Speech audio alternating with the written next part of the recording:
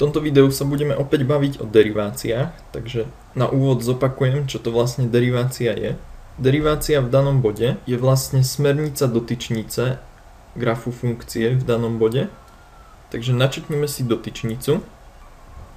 Ak si tento bod označíme x0, tak prvá derivácia v tom bode x0 je nejaké číslo.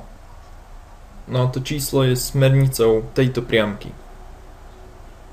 Keď si vezmeme iný bod na osi x, tomuto bodu na krivke spravíme dotyčnicu, tak dotyčnica je vždy priamka, je to lineárna funkcia s predpisom kx plus q. No a prvá derivácia tejto funkcie, vyhodnotená v danom bode, je vlastne toto číslo, ktoré je smernicou tejto dotyčnice. Poďme teraz na niekoľko pravidiel, ktoré budeme používať pri derivovaní. To najjednoduchšie je, že derivácia konštanty, teda nejakého čísla, je vždy 0. To si môžeme ilustrovať takto. Predstavme si, že máme konštantnú funkciu, napríklad fx sa rovná 5.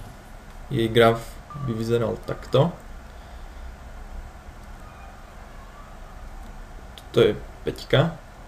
Pre ľubovoľný bod na x-ovej osi je funkčná hodnota stále 5. A my chceme vypočítať prvú deriváciu tejto funkcie. No a keďže derivácia je smernica dotyčnice v danom bode, skúsime si načrtnúť nejaké dotyčnice.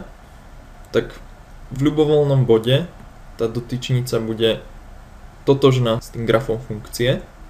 Tá dotyčnica napríklad v tomto bode bude znovu vodorovná priamka rovnobežná s osou x. Takže smernica takejto priamky bude vždy 0. Ďalej platí, že ak derivujeme nejaké k krát fx, tak tú konštantu môžeme vyňať von. Takže je to rovné k krát f derivované. Napríklad derivácia 8x na 6 je 8 krát derivácia x na 6. Čiže je to 8 krát x na 6 derivované je 6 krát x na 5. A to je 48 x na 5. Ďalej, ak derivujeme súčet alebo rozdiel nejakých dvoch funkcií fx plus alebo mínus gx, to celé derivované, tak to jednoducho spravíme tak, že zderivujeme každú tú funkciu zvlášť, potom ich sčítame alebo odčítame. Poďme opäť na nejaký príklad. Máme odmocnina z x plus 3x na tretiu derivované. Tak to je odmocnina z x derivované plus 3x na tretiu derivované. Odmocnina z x je vlastne x na jednu polovicu. Ak derivujeme x na jednu polovicu, tak je to 1 polovica krát x na 1 polovica minus 1, čiže minus 1 polovica, plus derivujeme 3x na tretiu, trojku výjmeme a derivujeme už len x na tretiu. Derivácia x na tretiu je 3 krát x na druhú.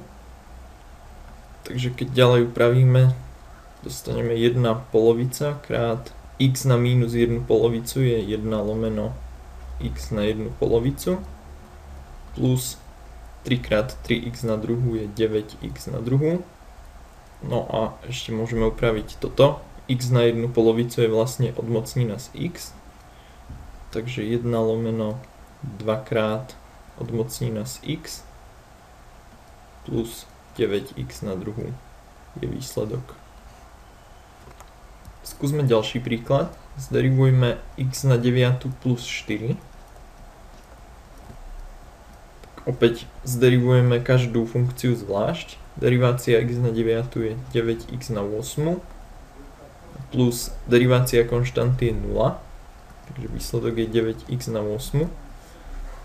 A keďže derivácia konštanty je vždy nulová, tak funkcie, ktoré sa navzájom líšia len o nejaké posunutie, majú vždy rovnakú deriváciu. Takže aj derivácia x na 9 plus 12 je znovu 9x na 8, takisto x na 9 minus pi je 9x na 8 a tak ďalej. Poďme na ďalší príklad. Máme tu súčet niekoľkých funkcií, ktoré derivujeme, takže podľa pravidla môžeme zderivovať každý sčítanec zvlášť. Poďme najprv na 2x. Tak 2x derivované je 2 krát x derivované. Derivácia x je 1, takže výsledok je 2 krát 1, alebo 2, plus derivácia konštanty je 0, to nebudem ani písať. Ďalej derivujeme 3 odmocniny z x, tak to si predstavme ako 3x na 1 polovicu. No a derivácia toho je 3 krát x na 1 polovicu derivované, čiže 1 polovica x na minus 1 polovicu, alebo 3 polovice krát 1 lomeno x na 1 polovicu, čiže napíšem výsledok sem, 3 lomeno 2 odmocniny z x. Ďalej derivujeme 1 lomeno 2x na druhú. To si môžeme predstaviť ako 1 polovica krát 1 lomeno x na druhú, derivované.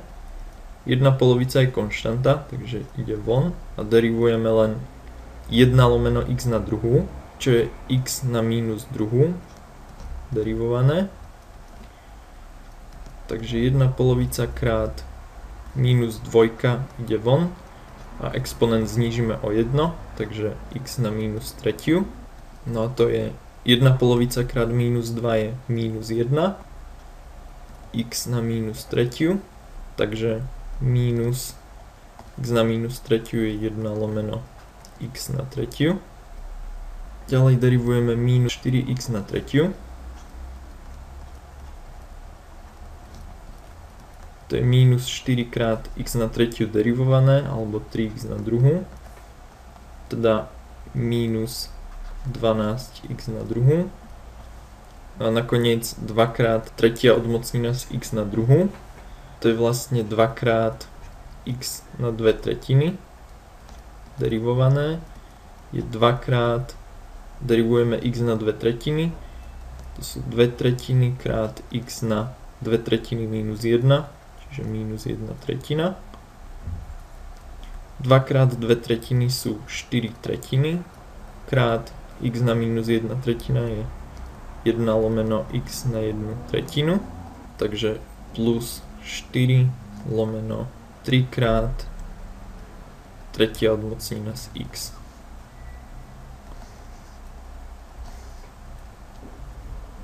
Ďalší príklad. Máme tu trocha zanorené odmocniny, takže poďme to skúsiť nejako upraviť. Pozrime sa najprv na toto. To je vlastne x na prvú krát x na 1 polovicu, alebo x na 1 plus 1 polovica, čiže 3 polovice. Tie x na 3 polovice sú pod odmocninou, takže je to x na 3 polovice, to celé na 1 polovicu, čiže to je x na 3 polovice krát 1 polovica, alebo 3 štvrtiny. Teraz tie x na 3 štvrtiny sú násobené týmto x-kom, takže x krát x na 3 štvrtiny je x na prvú krát x na 3 štvrtiny, čiže x na 1 plus 3 štvrtiny, alebo x na 7 štvrtín. No a to celé je ešte pod touto veľkou odmocninou, takže x na 7 štvrtín pod odmocninou, čiže na 1 polovicu, je x na 7 štvrtín krát 1 polovica, alebo 7 osmín. Takže z toho zadania sme sa prepracovali ku x na 7 osmín plus pi na x tu derivované. Máme tu súčet, takže zderivujeme každé zvlášť. X na 7 osmín derivované je 7 osmín krát x na 7 osmín minus 1, čiže minus 1 osmina, plus pi na x tu derivované tak to je exponenciálna funkcia. Z predošlého videa vieme, že sa derivuje ako pi na x2 krát prirodzený logaritmus pi. No a toto je výsledok. Po prípade môžeme ešte x na minus 1/8 upraviť ako 1 lomeno x na 1/8, čo je 1 lomeno 8 odmocnina z x. Posledný príklad. Tu máme druhú deriváciu, to znamená, že celý tento výraz derivujeme a potom ten výsledok zderivujeme ešte raz. Poďme si najskôr upraviť to vnútro zátvorky.